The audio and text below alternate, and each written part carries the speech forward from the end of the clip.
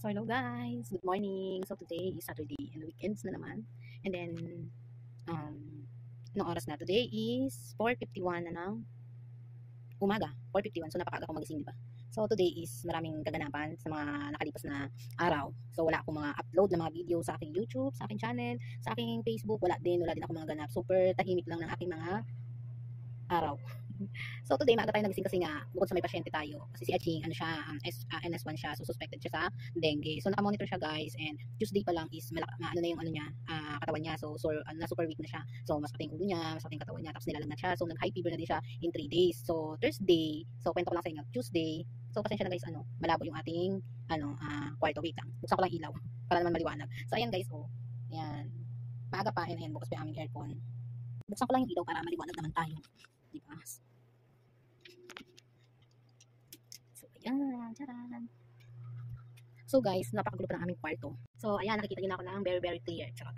So ayan, ang ating background. Hindi pa siya guys tapos, di ba? Sabi ko sa inyo sa last vlog ko na under construction pa yung ating lagayan ng aircon kasi may mga kahoy pa doon. Hindi, nilagyan ko na lang ng ganyan hanggang doon. So under ano pa rin yan? Construction. Charot. So today is Saturday, yun nga. So yun nga, sabi ko nga sa inyo, ang aga ko magising ngayon. And then Thursday, continue ko lang yung sinabi ko sa inyo kanina na Thursday, busy din ako kasi nagpa-lab kami kasi nga yung bunso ko, ayan, di ba, nilagnat. So hindi pa namin alam na siya ay suspected for dengue. So suspected pa lang kaya siya ay naka-monitor. So kwento ko lang sa inyo yung kung bakit siya suspected sa dengue kasi nga nung Tuesday umuwi siya ng hapon. So time na yun ngayon para umuwi, and then pag uwi niya, masakit yung ulo niya, tapos sakit ng katawan niya, tapos nag high fever na siya, pero pinaliguan ko muna siya bago mapunta sa high fever para ba mag low temperature yung kanyang body. Charot. Tapos so ang gulo na aking vlog. Hindi ko alam kung matutuloy ko pa. So, ano din, kasi ngayon din kasi kulang din talaga sa pahingain sa tulog kasi sa kaasikaso ba naman. And then yung Thursday nagpa-lab kami, tapos kahapon nagpa-check up kami Friday. Nagpa-check up kami ng Friday. So kahapon yon kasi Friday lang ang may doctor dito sa center. Parang Monday and Friday lang siya may doctor. So kahapon, pinakita ko na yung result niya kasi nakuha na rin naman namin yung result niya sa City Care. Yung urine niya at CBC niya is normal naman. So, mainit pa rin naman siya kahapon pero hindi naman na yung masyadong high temperature ng lagnat niya. So, nag-38 na lang yung lagnat niya ngayon. And then, yun nga. So nung nasa doktor na kami, kasi ang aga namin pumila, 5:30 pa lang, nakapila na kami. And then, siguro nag-start kami ng 7 or 8.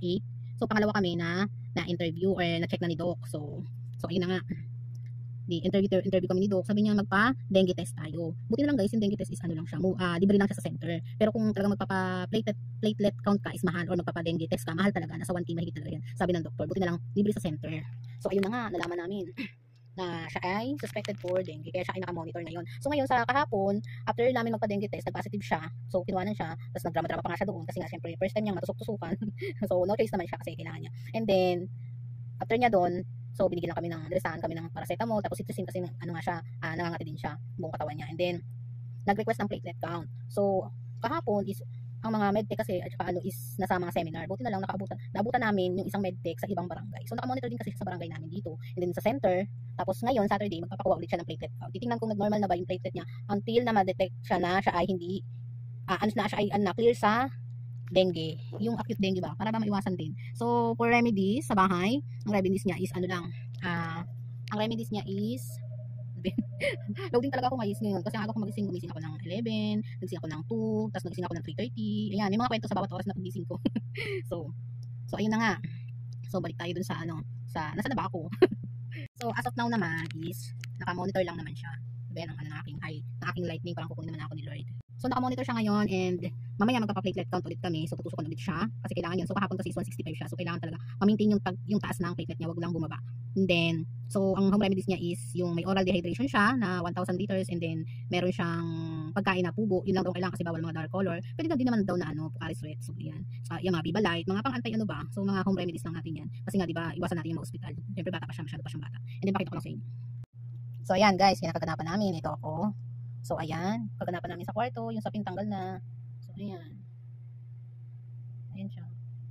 So thankful naman ako guys kasi mga nakaraan kasing mga first 1 to 3 days is hindi talaga siya palakain, and then sinusuka lang niya. So ngayon naman is kumakain na siya. So pipilitin mo lang talaga siya lalo sa oral dehydration kasi kailangan niya yun para hindi siya ma-dehydrate. So iniiwasan din yun. And then maglalaga ako mamaya ng parang herbal na tawa-tawa. So kailangan din niyang inumin yun para syempre ma-maintain din yung niya, yung talagang platelet count niya, and then hindi bumaba. And then meron mang Pocari Sweat, ayan, meron akong anti-fever. Ayan, meron ako dyan.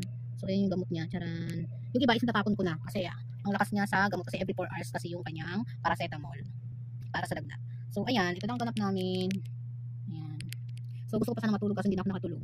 So, nagising pala ako ng 2 and then nakaidip ako ng mga 3. Tapos bigla akong ginising ni Chacha kasi magpapaipid daw siya kasi nga meron silang tugtog kasi ngayon is birthday ni Aguinaldo. So, ni Emilio Aguinaldo, guys. So, nandun sila sa park ngayon. Sobrang aga nila, parang ang call time nila is 4:30. So, ang aga pa nila. So, andun, inipitan ko na yung dalawa. Yun lagi naman ang routine nila kasi pasok nila is Monday to Friday, tapos weekend is practice or may tugtog sila, ganyan. Wala din naman pahinga. So, ang aga pa rin nilang gumising kaya okay lang naman yung gising natin. Hindi naman tayo lang mag-isa ang ganun.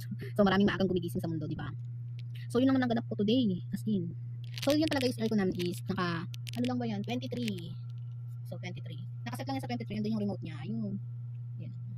And then, ganyan is tama lang siya 23. So, the more na higher, the more na lower lang yung lamig or katamtaman lang. The more naman na lower is so cold naman. Sobrang cold naman. So, ayan. Yun yung ng aming aircon. So, maganda naman siya kasi remote. Hindi na katulad dati dipihit-pihit, di ba? So, Saturday. So, ngayon, wala naman akong masyadong gagawin kasi naglaban na kami kahapon. So, kahit na wala akong tulog masyado kahapon, as in ang dami kong nilakad-lakad kahapon, naglaba pa ako ng hapon. Medyo gabi-gabi na kami natapos and then nagpahinga, ganyan. And then ngayon ulit, another grinding ulit.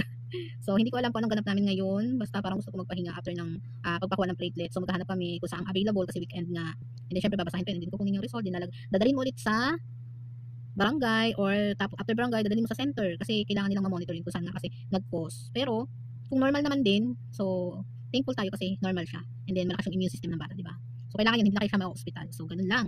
So, kaya sa mga bata dyan, na mga pumapasok sa school, ugaliin yung maglagay ng insect repellent like mosquito lotion, mosquito repellent, or any na hindi kayo lalapitan ng lamok. As in, lalo na sa mga bata kasi nga, di ba, pang mga bata is mas ano yung sila lapitin ng lamok kasi di ba yung, depende sa amin ng bata kung pawisin sila or ano mas attractive kasi yung mga lamok pag ganyan eh.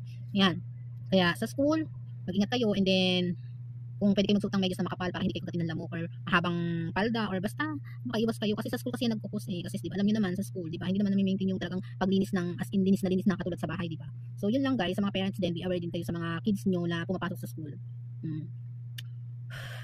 So para hindi na rin tayo magastos ng malaki. So talagang magastos naman talaga siya pero kailangan at least medyo less pa naman siya kasi hindi pa siya nako-confine sa hospital. So yun yung ating iniiwasan yung ma-confine siya sa hospital kasi mas more na ma-confine ka doon is mas more naman na mahawa ka naman sa mga ibang disease tsaka sa mga ibang sakit si di ba. So ngayon naman is summer so uso naman ngayon kasi mga bulutong, mga sore eyes, ano pa ba tigdas. May nakita nga ako doon kasabay namin mamasok naman dito sa mukha. Sobrang laki niya. Sobrang laki ng mamasok sa mukha as in. Tapos may mga baby din kami kasabay as in yung mga parang may hand and foot and mouth disease naman. Oo, baby pa yun. As in mga 4 months, 6 months, dalawa kasi yun eh. So ayun lang guys, ingat-ingat kayo sa mga babies nyo, sa mga kids nyo. And be aware na rin kayo sa mga, pag may nararamdaman yung mga anak nyo na hindi na siya ordinary na like, yung araw-araw na drama niya sa araw-araw is parang naiiba. So doon na kayo mag-ano guys. Umaction ba? And then, ano nyo din, obserbahan nyo din, ganyan. And then, mas better na magpa-laboratory na kayo before kayo magpa-check up sa doktor para alam ng doktor na parang nalilas na din yung inyong pagod ba. Kasi meron nagpa na kayo, lab ng sarili yung desisyon. Kasi pala desisyon tayo. Charot. So, yun lang guys. Thank you so much for watching. Ano bakit? Ha? Ayun o! Kakalis pa lang. Ayun na. Say ka muna sa aking vlog. May vlog ako for today sa Saturday. Ayoko man. Ano mo kunin mo? Masok ka na. Hello. Ang ganda mo sa picture. Ayun yan o, sa drawer. Bakit nasa pangitin mo? Ha? Magdadala lang ako. Huwag ka uminom ng ng hindi ka kumakain.